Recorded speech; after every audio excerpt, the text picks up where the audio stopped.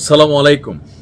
গেল 2 দিন আগেও আমাদের আমির হামজা হুজুরকে জামাতের যিনি আমির আছেন ডাক্তার শফিক সাহেব তিনি বলছিলেন যে ওয়াজ মাহফিলে এমন কোনো কথা বলবেন না যেটা নিয়ে বিতর্ক তৈরি হয়। গেল কয়েক বছর আগে আওয়ামী লীগ সরকার ক্ষমতায় থাকতে মাওলানা মিজানুর রহমান আল আজহারি সাহেব তিনি রাসূল সাল্লাল্লাহু আলাইহি সাল্লামকে নিয়ে নিরক্ষর আর মূর্খ এই শব্দগুলো আমাদের পার্থক্য আছে, আমরা নর্মাল মানুষ বুঝি না। তো তিনি বলছিলেন যে আল্লাহ রাসূল নিরক্ষর ছিলেন, মানে ওনার অক্ষর জ্ঞান ছিল না। সেইটা নিয়ে এই দেশের আলেম মোল্লা টোল্লা যা আছে হুজুরে পিটাইয়া কাফের ফতুয়া দিয়া আমি তখন প্রটেস্ট করছিলাম যে হয় কি আমাদের অনেককে দেখবেন বিভিন্ন মিছিল টিছিলে যায়, তো পিআর এর জন্য যায়, পিআর কি যেটা হোক ওইটা আমরা হুজুরে কইছে মানি। আমরা এরকম অডিয়েন্স বা মুসলিমদের সংখ্যা বাড়ছে। এখন আজকে আমির হামজা হুজুর যে বক্তব্য দিয়েছেন এটা নিয়ে ইতিমধ্যে আপনার কি বলা হয় যে যথেষ্ট বিতর্ক তৈরি হয়েছে যে তিনি যেই ভাষাটা ব্যবহার করছেন সেটা আসলে কতটুকু জায়েজ। তো আমির হামজা আসলে কি বলছে, তো নিউজের হেডলাইনটা হচ্ছে এরকম যে নবী শব্দের অর্থ সংবাদ বাহক, তাই রাসূল সাল্লাল্লাহু আলাইহি ওয়াসাল্লাম সাংবাদিক ছিলেন। অনেকে মনে করতেছেন এটা রাসূলের শানের মধ্যে এটা বেয়াদবি হয়েছে, আবার অনেকে এটার পক্ষেও কিন্তু যুক্তি দিচ্ছেন।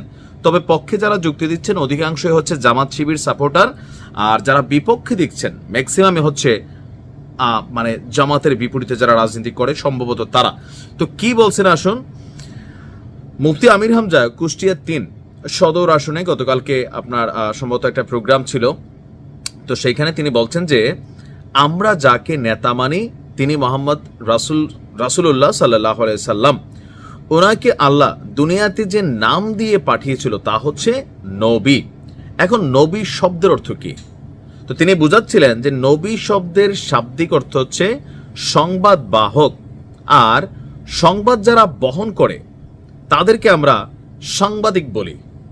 এখানে শব্দগত কি ঠিক আছে? সংবাদ যারা বহন করে তাদেরকে সাংবাদিক বলি? আমার এই জায়গাতে ভিডিওটা রেকর্ড করার সময় মাথায় আসতেছে না এটার আলাদা কোনো অর্থ আছে কিনা। আচ্ছা, তো এই অর্থে নবীজি সাল্লাল্লাহু আলাইহি সাল্লাম সাংবাদিক ছিলেন।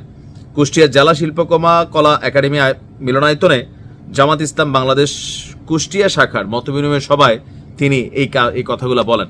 তো তিনি বলেন, আল্লাহ বলেন, হে নবী, ওই মহান সংবাদের কথা মানুষকে জানান, মানুষের প্রতি যে বার্তা বহনে আপনি কষ্ট পান, এই যে সংবাদ সংগ্রহ করা, সঠিক তথ্য তুলে ধরার ক্ষেত্রে চাপ মোকাবিলা করা যে কষ্ট পান তার প্রতিদান আমি নিজে দিব, দুনিয়া এবং আখিরাত মিলিয়ে নিরবিচ্ছিন্নভাবে দিব।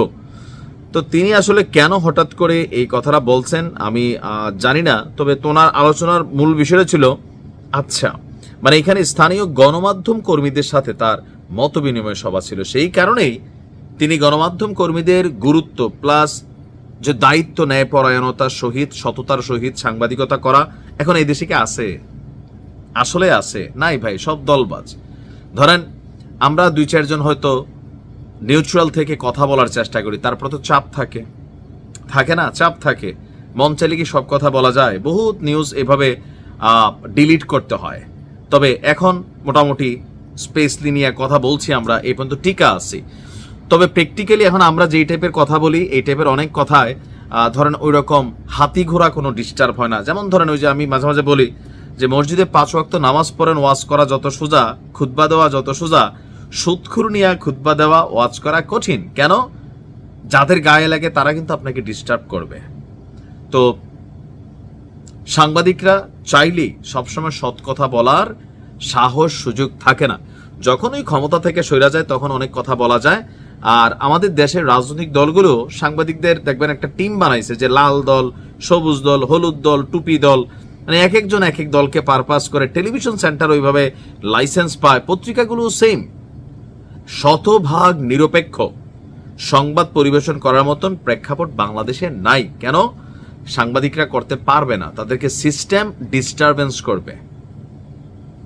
যে দেশে গণমাধ্যমের স্বাধীনতার শতভাগ নেই সে দেশের মানুষ সত্যি মিথ্যা খবরের মধ্যে বিভ্রান্তিতে পড়ে গুজব ডালপালা গজায়।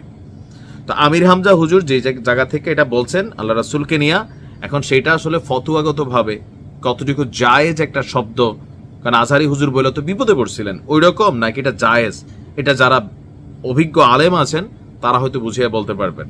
ভালো থাকুন।